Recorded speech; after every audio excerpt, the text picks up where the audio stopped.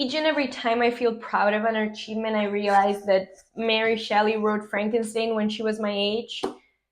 And yeah, it just humbles me. Hello and good morning, afternoon, or midday, you guys, or midnight. I just don't know which hour you're watching this. In today's video, I want to analyze the psychology of the characters of Frankenstein. I just think it perfectly portrays how our own actions can end up being self-sabotage.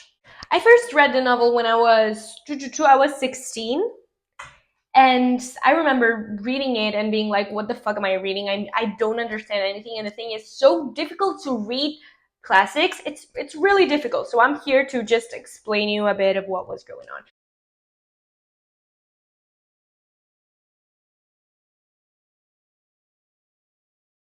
In case you didn't know what Frankenstein about, which I think it's stupid, you know what Frankenstein's about, but just let me explain it to you, okay? There's this mad doctor who becomes even more mad because his mother died, so he becomes obsessed with wanting to create life. So he ends up digging graves, and one night that it was, of course, raining, it was a thunderstorm, he created life.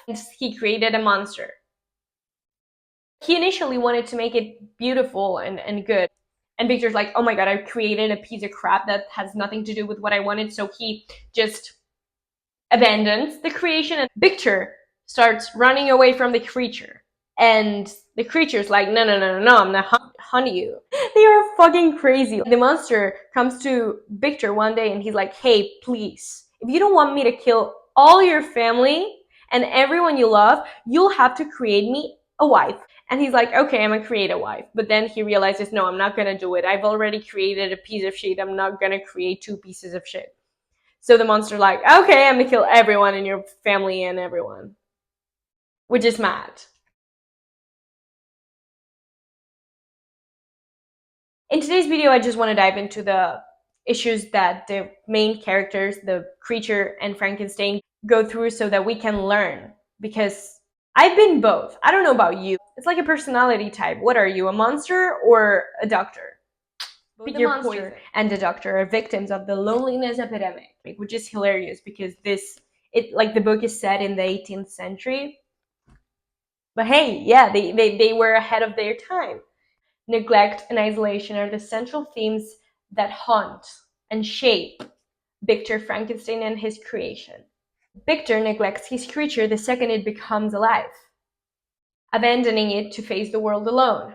And this lack of care creates a sense of isolation, neglect, him not feeling loved and rejected by the whole society, fueling the monster's anger, which creates the resentment and despair that's building up inside of the monster.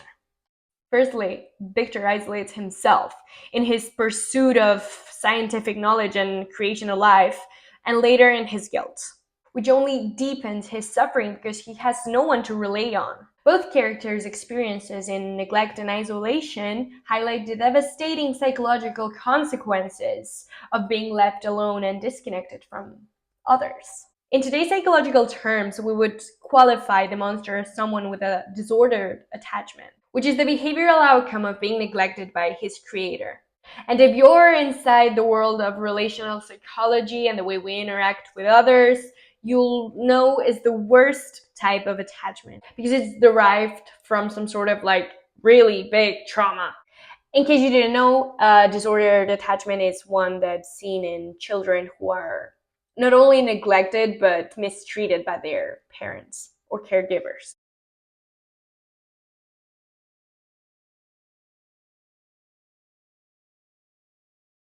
In my opinion, this is a clear reflection of how Shelley felt towards her caregivers. Because, in case you didn't know, Mary Shelley's mom, Mary Wollstonecraft, she was famous for writing The Vindication of the Rights of Women, died 11 days after her birth. And so she was like, okay, I have mommy issues. But later his father remarried a woman, and that woman turned out to be really mean. So Shelley became some sort of Cinderella, and she was mad. She literally went to her dad and her stepmom and was like, you don't approve of my relationship with a married dude? Okay, I'm fleeing the country with him. Oh, and I'm also taking my step sister. Isn't it perfect? I just think the duality of the creature's emotions are related to how she felt. Because on the one hand, the creature despises Victor, so much so that he's determined to make his life a living nightmare. Yet another conscious part of him is filled with guilt and still wishes to be loved by his creator. Something that the monster knows that will never happen, but still he has like some sort of hope inside of him. Hope to one day be loved and understood. Nonetheless, as the story evolves, we see how the creature's expectations get dimmed and his hope is turned into a burning rage directed towards those who have hurt him, especially Frankenstein, his father.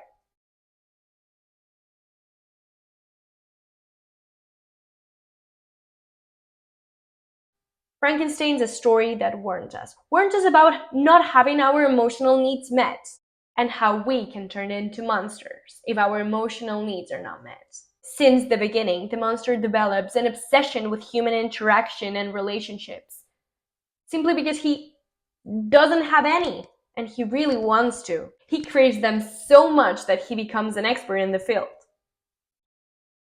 He silently learns the language and the social norms by watching a family that he happens to stumble upon. But when he reveals himself to the family he's been spying on, he's faced with fear and rejection, which only fuels his anger.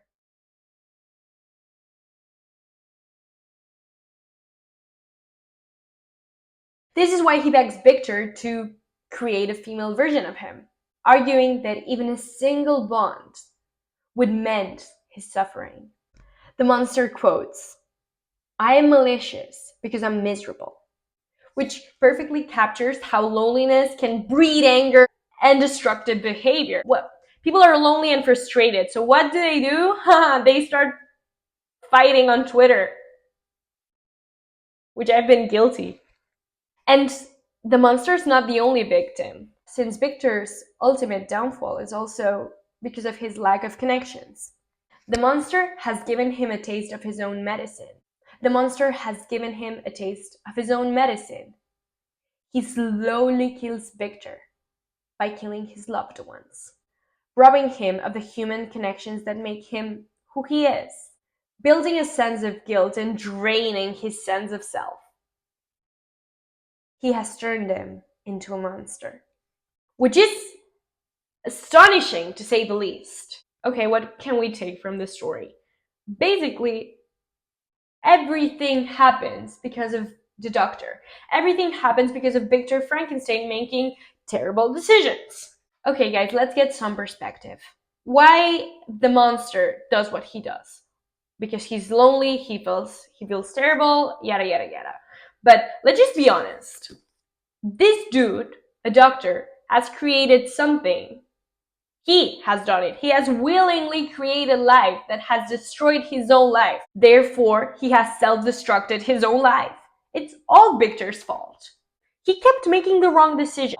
Guys, the next time you decide to do something, think about the consequences because it might end up killing your whole family and bringing you into a spiral of madness. And I just don't think you would want that. And I don't want that for your life. So yeah, hope you enjoyed this short video about like a psychological point of view of a classic. I would like to make more deep dives about that. So yeah, have a nice week and don't create monsters, please.